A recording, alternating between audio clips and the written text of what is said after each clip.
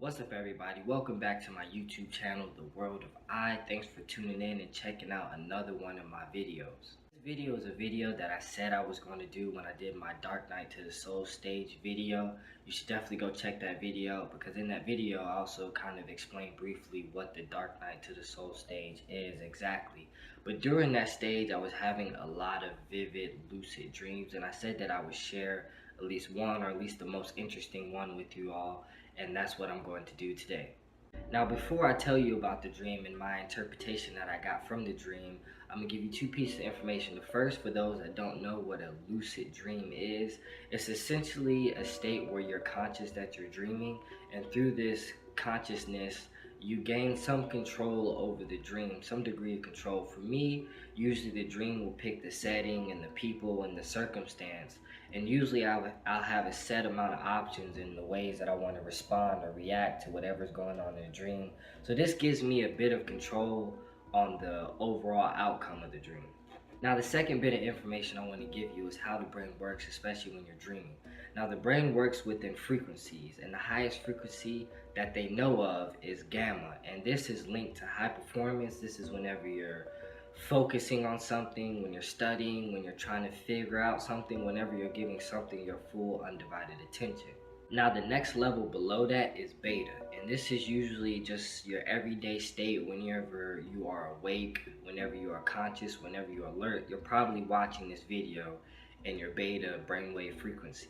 Then the next brainwave below that is alpha, and this is usually when you're in a relaxed state. Usually if you're meditating or whenever you're daydreaming, you're in your alpha brainwave state. Then you have theta, and theta is the dreamlike state. This is the state that your brain frequents in usually when you're asleep and whenever you begin to have a dream. Now, the next level below that, which is the lowest brainwave frequency that they know of, is delta. Delta brainwave state is usually when you're in deep sleep and you're not dreaming at all. I'm gonna go ahead and tell you a little bit about the dream and why I started researching the different brainwave states after having this dream. Also, I want to let you know that during this dream that I had during this Dark Night of the Soul stage, I was doing a lot of meditating, anywhere from 20 minutes to an hour. So now in this dream, the setting was in a familiar place. It was in a house, a 2-story house, and I was just chilling in the living room. And this person came from behind me, speed walking upstairs. I could tell that he was angry, frustrated, confused, and he also had a weapon in his hand.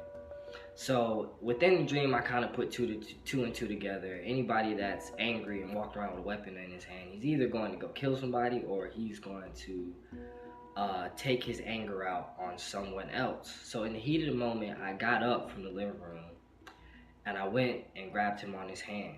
Now, mind you, this person I can't really remember or describe, but the person had the same kind of physical stature as I do, and his energy just felt very familiar to me. And honestly, I kind of felt like it was just an internal portion of myself, more, not to say that I would go and do any of the things that this person would do, but sometimes when you're in dreams and your subconscious mind can kind of become amplified, or anything that you're feeling becomes kind of amplified to the highest degree sometimes. And because within the dream I could kind of sense that me and this person were kind of very similar, that's why I got up and I grabbed him by his hand, the hand that had the weapon in it, and I told him, like, whatever you're about to do, you don't need to do this. Just take a break, just breathe with me, just relax. So what I did was I grabbed the back of his head and I put his forehead on my forehead, and I just told him, like, to breathe with me, in through his nose and out through your mouth. And during this time, basically I was trying to get him to meditate. I was trying to get him to be chill, to be calm. As we both began to breathe in unison, at the same time I could feel my physical body breathing more heavily. Same way when somebody has a dream and they might start talking to themselves, or their body might jerk. Say if somebody throws something at you in your dream, I feel like my physical body was also responding to this dream. So I could feel myself breathing more deeply in my sleep as I'm dreaming. Now, as we began to breathe in unison, on the third or fourth breath, I really felt like at one given point in time that me and this person became like one. And once that happened, that's when things got weird, which essentially woke me up out of my dream. So as we began to meditate, as I said, and our breathing became one, and I feel like I became one with this person, and this further makes me believe that me and this person, or at least this person, was another form of me, because during this dark night of the soul stage, I had a lot of frustration and confusion and anger with a lot of things that were going on in my life at the time. But once me and this person became one, I felt like I hit or reached this kind of higher level of conscious, or just this whole nother level. I mean, it felt really weird. I just felt like this infinite amount of space or spacelessness.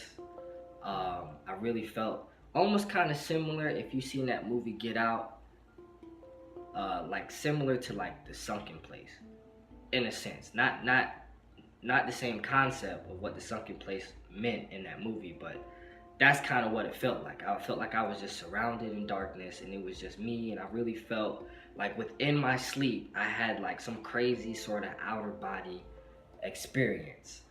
And this feeling felt so new and unknown to me, and a tad bit scary, that I instantly woke up. And when I woke up, I was very relaxed, very chill, and I kind of sat there and thought, I was like, what was that? You know what I'm saying? Because when you're sleeping, like I said, you're in that kind of deeper brain state. So I started thinking like, well, if I was asleep and within my dream, I was able to meditate and go off into the inner mind of my dream state, it's like some sort of form of inception. That's what I felt like it was like. You know what I mean? Now, to interpretate this dream, I kind of did a general interpretation of the dream without any outside influences.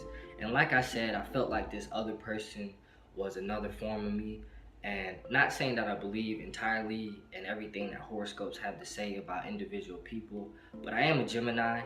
And if you know anything about Geminis, usually it's kind of like two sides to us. And now for me personally, I kind of feel like sometimes there are two sides of me that are always kind of in conflict with each other. There's kind of more calm, soft-spoken, just relaxed me, and then there's the kind of chaotic, spontaneous, childlike, play-like me, the kind of comical side to me that's always kind of battling each other.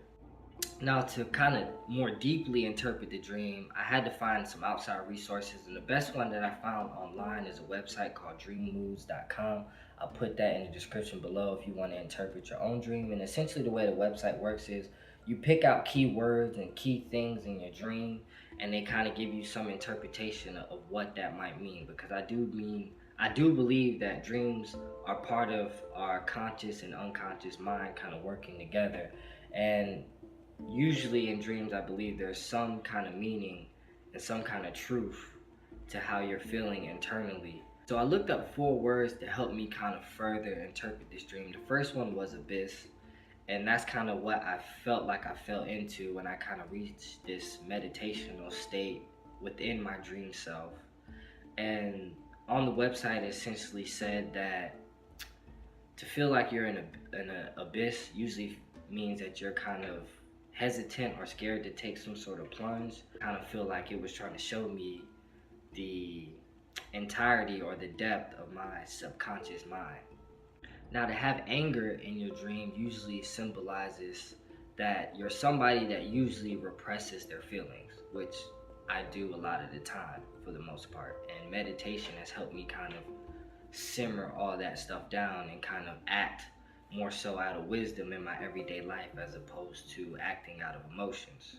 Anger also can symbolize within a dream that you are having some sort of frustration or disappointment in yourself, and you need to start looking within.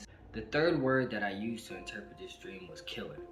And killer can essentially mean that there's an aspect of your emotions that you feel like you're cutting off or you're ignoring.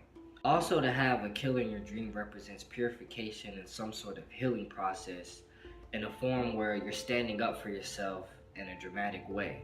The fourth word that I use to interpret this dream is meditate. Now, to find yourself meditating in a dream could mean some form of self-acceptance or some form of enlightenment. It also can mean that you need to be less judgmental of others and not so hard on yourself. 2 things that I was definitely battling with during this time. So that portion of the dream definitely held a huge significance to me. Now, whether if this dream or its interpretation really holds any significant value to my life or not, the main thing that I was wondering is, for those that can lucid dream and for those that make themselves meditate within a dream, can they reach some sort of deeper conscious, or can they kind of unlock a new brainwave state, something lower than delta? Second thing I kind of came across after having this dream was astral projection, something I didn't know anything about until after I had this dream.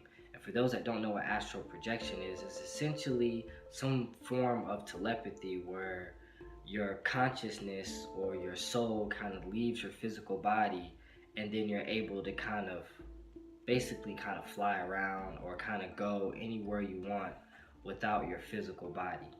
So it raises the question, was this some form of astral projection to have some sort of outer body experience while I was sleeping, and maybe because I didn't know what it was, I wasn't ready for it, and it kind of woke me up out of my sleep? Or, like I said, maybe could this have been an opportunity to unlock some deeper brainwave state?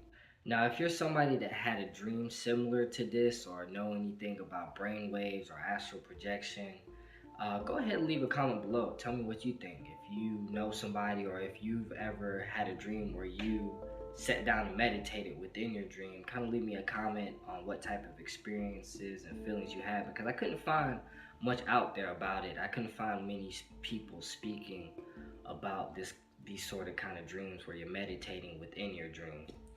So again, if you like this video, go ahead and hit the thumbs up button. Go ahead and subscribe and share, and I'll catch you guys later. Peace.